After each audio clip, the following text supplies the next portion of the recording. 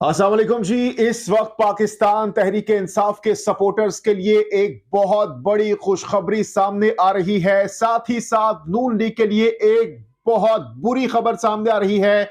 और इसके साथ साथ पाकिस्तान तहरीक इंसाफ के चेयरमैन इमरान खान की जानिब से अपने ही एमएनएस के खिलाफ डंडा उठा लिया गया है। ये आखिर हो क्या रहा है, तमाम तर हकायक इस मुख्तसर तरीन वीडियो में आपके सामने रखेंगे। सबसे पहले जो नून लीग के लिए बुरी खबर आ रही है वो ये है कि अराजी केस में पाकिस्तान मुस्लिम लीग नून के एमएनए यानी मेंबर नेशनल असेंबली को पहले गिरफ्तार किया गया और अब उनको जुडिशियल रिमांड पर जेल भेज दिया गया है।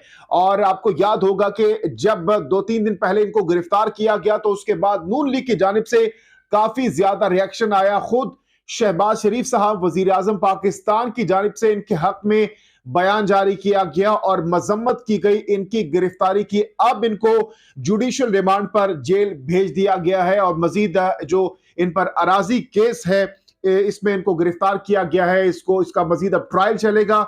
दूसरी तरफ जो पाकिस्तान तहरीक इंसाफ के लिए अच्छी खबर है, बड़ी खबर है, चूंकि करोड़ों रुपए उम्मीदवारों ने खर्च किए थे और जैसे ही इलेक्शन कमीशन का फैसला आया तो उसके बाद हमने देखा कि पाकिस्तान तहरीक इंसाफ की जानिब से शदीद रद्दमल आया, गम और गुस्से का इजहार किया गया उन उम्मीदवारों की जानिब से जिनकी जानिब से करोड़ों रुपए, 50-50 करोड़ रुपए इलेक्शन की कैंपेन पर लगाए गए थे।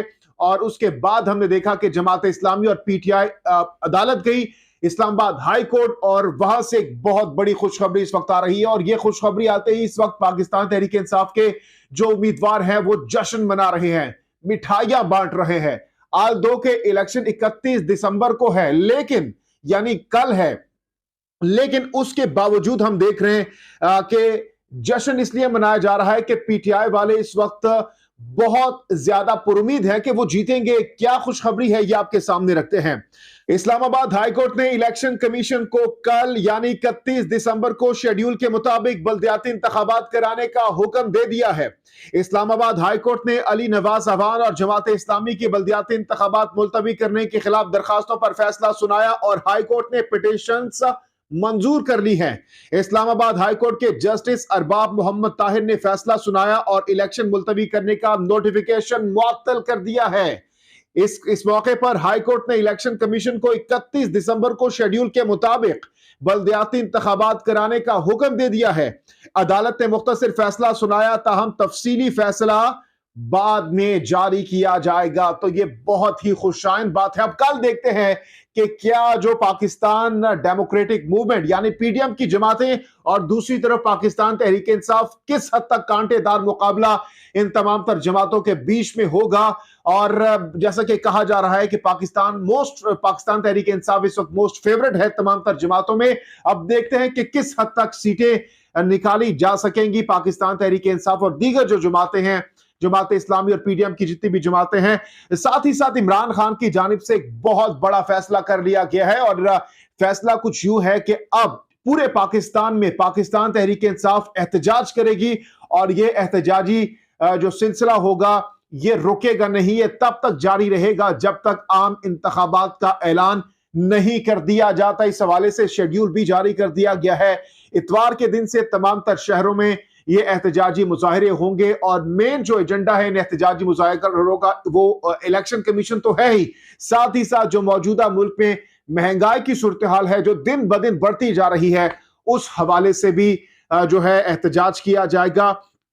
इसके साथ साथ जैसा कि मैंने आपको बताया कि पाकिस्तान तहरीक इंसाफ के चेयरमैन इमरान खान की जानिब से अपने ही एमएनएस के खिलाफ डंडा उठा लिया गया है।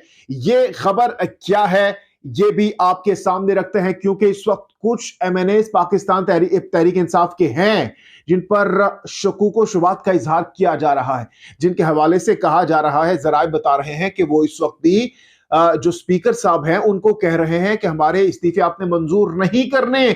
और इस बात का इमरान खान साहब को बता दिया गया है। इमरान खान साहब बहुत गुस्से में है अपने उन एमएनएस के खिलाफ। क्या खबर है ये अंदरूनी खबर भी आपके सामने रखते हैं।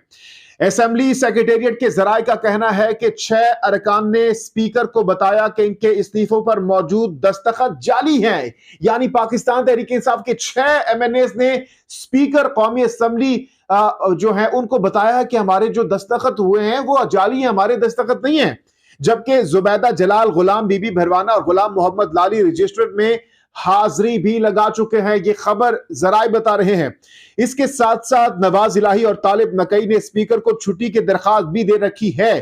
पाकिस्तान तहरीक इंसाफ के 22 अरकान कौमी असम्बली का स्पीकर कौमी असम्बली से खुफिया राबतों का इंकिशाफ हुआ है। इसके साथ साथ पाकिस्तान तहरीक इंसाफ के चेयरमैन इमरान खान ने स्पीकर कौमी असम्बली से राबिता करने वाले पार्टी अरकान कौमी असम्बली के नाम भी मांग लिए हैं। इमरान खान ने स्पीकर कौमी असम्बली असद कैसर की सरबराही में एक कमेटी भी कायम कर दी है जो स्पीकर कौमी असम्बली के साथ राबिता करने वालों का तयन करके 3 रोज में नाम इमरान खान को पेश करेगी। इमरान खान ने तमाम पार्टी अरकान को फौरी तौर पर सरकारी कयाम गाहें छोड़ने का हुक्म भी दे दिया है। इमरान खान ने हिदायत की है कि अरकान कौमी असम्बली 1 हफ्ते के अंदर अंदर सरकारी रिहाइश गाहें छोड़ दें। सरकारी मराद लेने वाले अरकान के खिलाफ पार्टी डिसिप्लिन के तहत कार्रवाई होगी। इसके साथ साथ जराए पाकिस्तान तहरीक इंसाफ का इस मौके पर बताना है कि कमेटी के सरबरा असद कैसर मुज़ाकरात के लिए पार्टी के मजीद 4 अरकान को शामिल करेंगे। कमेटी स्पीकर कौमी असम्बली राजा परवेज अशरफ के साथ राबिता करने वालों का तयन करेगी। असद कैसर 3 रोज में इमरान खान को स्पीकर से राबिता करने वालों के नाम भी पेश करेंगे। जनाबे वाली मामला बहुत ज्यादा इंटरेस्टिंग मरहले में दाखिल हो चुके हैं।